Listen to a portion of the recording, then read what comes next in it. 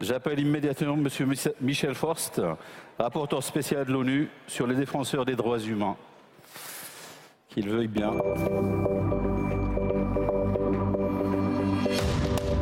Bonjour et bienvenue. Amis, ça vous convient? À votre convenance.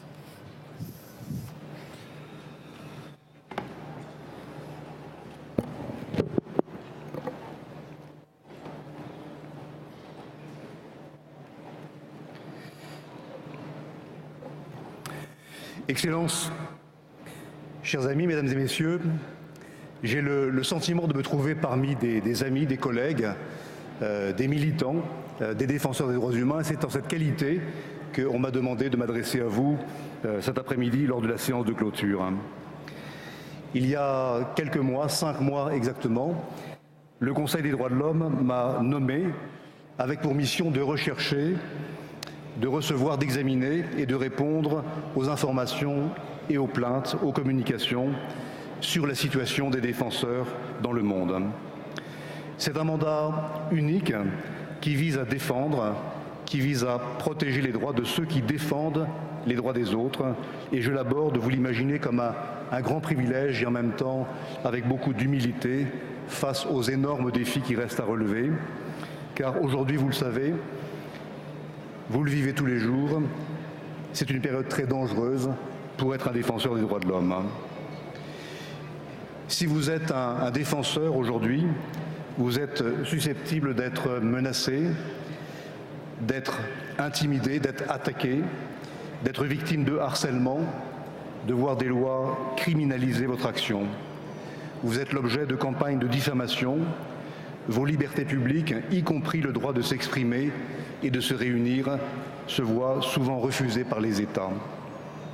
Et si cela ne vous décourage pas de poursuivre votre travail de promotion des droits humains, alors vous risquez d'être arrêté, détenu, disparu, assassiné. Cela arrive partout, cela arrive tous les jours, et ces violations, même si elles sont différentes selon les périodes ou les régions, toutes ont un objectif commun qui vise à discréditer, réduire au silence, éliminer les défenseurs. Le paysage actuel du militantisme des droits humains est sombre, mais il n'est pas désespéré. Il y a quelques semaines, vous le savez, le prix Nobel de la paix a été décerné à 2 militants des droits humains pour leur lutte contre l'exploitation des enfants et pour le droit à l'éducation.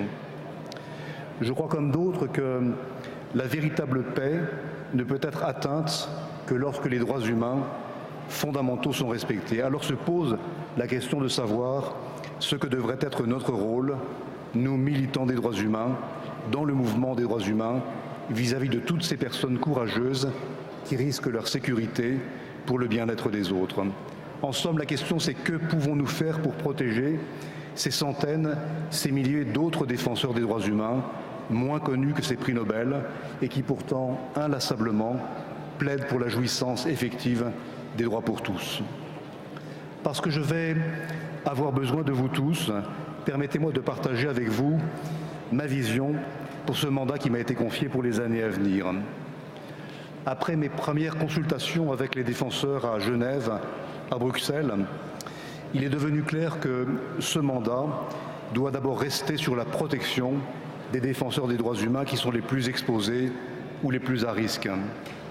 Et les militants qui sont les plus menacés sont ceux à l'heure actuelle qui travaillent à promouvoir les droits des femmes, à protéger les droits économiques, socioculturels, à promouvoir les droits des minorités, les droits des personnes qui travaillent sur identité de genre, des militants écologistes, ceux qui travaillent sur des questions de business et de droits de l'homme. Et pour mieux comprendre les menaces auxquelles font face les groupes et les personnes à risque, j'ai lancé une série de consultations régionales avec les défenseurs des droits humains travaillant en Europe, en Asie centrale, au Moyen-Orient, dans la région du Golfe, en Amérique latine, en Asie et en Afrique. 2 de ces consultations ont déjà eu lieu. J'étais à Tunis il y a quelques jours avec des défenseurs du Bahreïn, de Libye, d'Arabie saoudite, de Syrie, du Liban, d'Égypte et d'autres pays de la région du Golfe et du Maghreb. Il y a 2 semaines, j'étais en Géorgie avec des défenseurs de l'Europe centrale, de l'Asie centrale, des noms comme l'Ouzbékistan, le Tadjikistan, l'Ukraine, la Biélorussie, la Russie, d'autres pays. Ce mardi, après-demain, je serai à Manille avec des défenseurs de l'Asie, puis ensuite au Guatemala pour rencontrer les défenseurs des 2 continents américains, et enfin 2 réunions, 2 consultations régionales en Afrique de l'Est et en Afrique de l'Ouest.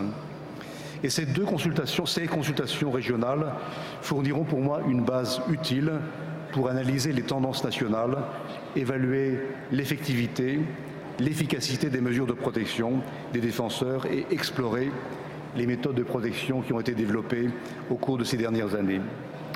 Chers collègues, chers amis, chers défenseurs, la répression des défenseurs ne se fait pas dans le secret. Elle s'accompagne souvent de répression du droit des militants à la liberté de réunion pacifique, on le voit partout, de réunions d'associations, ou des restrictions injustifiées à la liberté d'expression ou à la liberté d'opinion. C'est pourquoi il est essentiel de renforcer la coopération et de développer une plus grande synergie avec mes collègues, les rapporteurs spéciaux, qui travaillent sur des mandats thématiques proches du mien, comme la liberté d'expression ou la liberté d'association. J'ai également l'intention de travailler encore plus étroitement avec les mécanismes régionaux, la Commission africaine des droits de l'homme et des peuples ou la Commission interaméricaine, le Conseil de l'Europe, l'Organisation pour la sécurité et la coopération en Europe, afin d'accroître l'efficacité de nos mandats et surtout d'éviter les doublons. Je vais étudier avec d'autres de nouveaux moyens de renforcer la mise en œuvre de la Déclaration des Nations Unies sur les défenseurs des droits de l'homme, des lignes directrices de l'Union européenne sur la protection des défenseurs et des lignes nationales développées par quelques États pour la protection des défenseurs. Et comme je suis un partisan convaincu de la coopération permanente et du dialogue constructif avec les États et autres parties prenantes, je vais continuer mes consultations et mon engagement avec les États.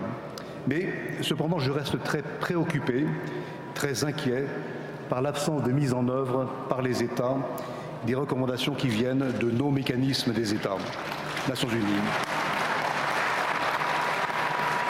Mesdames et messieurs, sans le soutien, l'engagement de tous, et notamment votre soutien, votre engagement, nous ne pourrons pas établir et mettre en œuvre des stratégies et des mécanismes efficaces pour vous protéger, pour protéger les défenseurs des droits humains dans le monde. Et donc il m'appartient maintenant de redoubler d'efforts pour convaincre les États, convaincre les gouvernements de suivre les bonnes pratiques, parce qu'il y en a, initiées par certains dans l'élaboration de mesures législatives ou réglementaires nationales spécifiques. Et j'aimerais, si vous permettez, que le Maroc soit également en la matière le fer de lance dans la région. J'ai également l'intention de procéder à une série de visites de suivi dans des pays qui ont été régulièrement visités par mes prédécesseurs pour examiner pourquoi toutes ces recommandations n'ont pas été mises en œuvre. Je serai, chers amis, chers collègues, bientôt ici au Maroc en mission, à l'invitation du gouvernement du Maroc, pour étudier la situation des défenseurs des droits humains dans ce pays, et j'essaierai à cette occasion de rencontrer, outre les autorités du pays, puisque mon mandat est d'abord celui-ci, de rencontrer un maximum d'organisations de la société civile, militants des droits humains, organisations de femmes, organisations de paysans, militants des droits économiques, sociaux et culturels, militants qui travaillent sur le monde de l'entreprise. Bien que le traitement des plaintes individuelles reste la pierre angulaire de mon mandat, je considère qu'il est essentiel de regarder les bonnes pratiques qui peuvent être dupliquées ou adaptées aux régions en fonction de chacun des États. Dans mon travail au quotidien, je vais chercher à trouver un équilibre entre la dénonciation nécessaire des violations des droits humains et la mise en œuvre des bonnes pratiques qui peuvent avoir un effet démultiplicateur sur la protection et la promotion des droits humains. Chers collègues, chers amis, il est important également de veiller à un meilleur suivi aux communications et aux rapports de visite dans le pays. Et c'est pourquoi j'ai besoin de partenaires ici, de partenaires dans la société civile pour le Maroc, mais également ici au Maroc, de deux partenaires institutionnels que sont la délégation interministérielle aux droits de l'homme et le Conseil national des droits de l'homme du Maroc, les deux piliers qui sont déjà en place pour assurer le suivi de ces recommandations. Pour ne pas être trop long, mon dernier point, qui sera abordé par d'autres, qui a été abordé pendant ces quelques jours, est celui de la lutte contre l'impunité et de la nécessité de traduire en justice tous les responsables de violations. Trop souvent,